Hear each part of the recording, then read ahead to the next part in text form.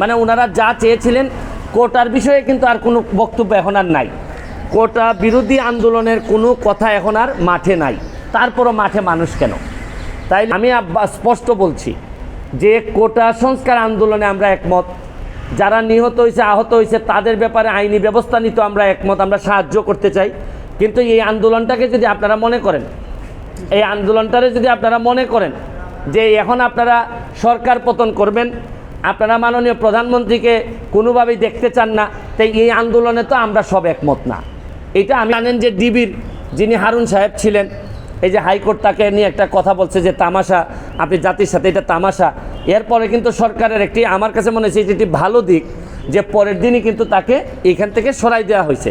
আমি মাননীয় প্রধানমন্ত্রীর কাছে আমি একটা দাবি জানাবো, এটা মনে করি যে আমি সাধারণ ছাত্রের পক্ষেই আমি দাবিটা জানাইতে চাই।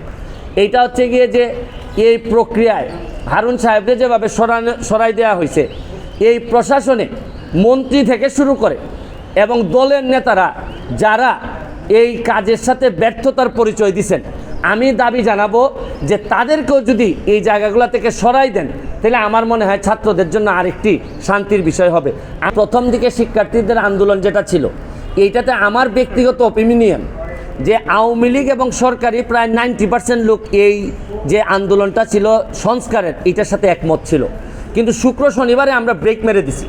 আমরা যারা আওয়ামী লীগের বা বঙ্গবন্ধুর আদর্শরে ধারণ করি বা মুক্তিযুদ্ধের চেতনা, আমরা ব্রেক মারছি হচ্ছে গিয়ে শুক্রবারে। কারণ শুক্রবারে আর শনিবারে যা ঘটছে, এইটা আর তখন আমাদের মনে হয়েছে যে এখানের মধ্যে অন্য রাজনীতি আছে। এখন আপনারা এটা নিয়ে অনেক বিতর্ক ছিল যে তাদেরকে কি বাধ্য করা হয়েছে কিনা, তাদেরকে কেন ডিবি অফিসে নিয়ে আটকে রাখা হয়েছে, এই বিষয়ে দু এক জায়গায় আমি কথা বলছি। ও আনঅফিসিয়ালি তারা আমাকে যেটা জানিয়েছেন যে আমি বললাম যে আপনারা চাইলে তো এদেরকে অ্যারেস্ট করতে পারেন, আপনারা তাদেরকে আটকে রাখছেন যে এই অভিযোগ, এই বিষয়ে আপনাদের মন্তব্য কী? তারা আমার যেটা জানিয়েছেন, তারা বলছেন যে কোটা আন্দোলন তো কোটা সংস্কারের যে আন্দোলন, এইটার জন্য যা যা চেয়েছিলেন সবই দেওয়া হয়েছে। মানে যারা এই কোটা আন্দোলনে, কোটা সংস্কারের আন্দোলনে তারা যা চেয়েছিলেন তার চেয়ে দেখা যাচ্ছে যে 95% কোটার পরে যে আন্দোলন চলতে পারে, এটা হচ্ছে কি আমিও বলছি যে এই আন্দোলনে আমাকেও আপনারা সাথে নেন। যদিও সাথে নেন কোনটা, এটা হচ্ছে এই আন্দোলন করতে গিয়ে যারা নিহত হয়েছেন, যারা আহত হয়েছেন, তাদের এই প্রক্রিয়াতে কার কার দায় আছে, ভুল হয়েছে কিনা, পুলিশ কি এক্সেসিভ ফোর্স ব্যবহার করছে কিনা, পুলিশ কি এই আনআর্ম যারা তাদের ব্যাপারে গুলি করতে পারে কিনা, এগুলা নিয়ে আপনাদের আলোচনা হইতে পারে, বিচারের আমরা আদালতের দ্বারস্থ হইতে পারি। এখন হচ্ছে কি এই প্রক্রিয়া।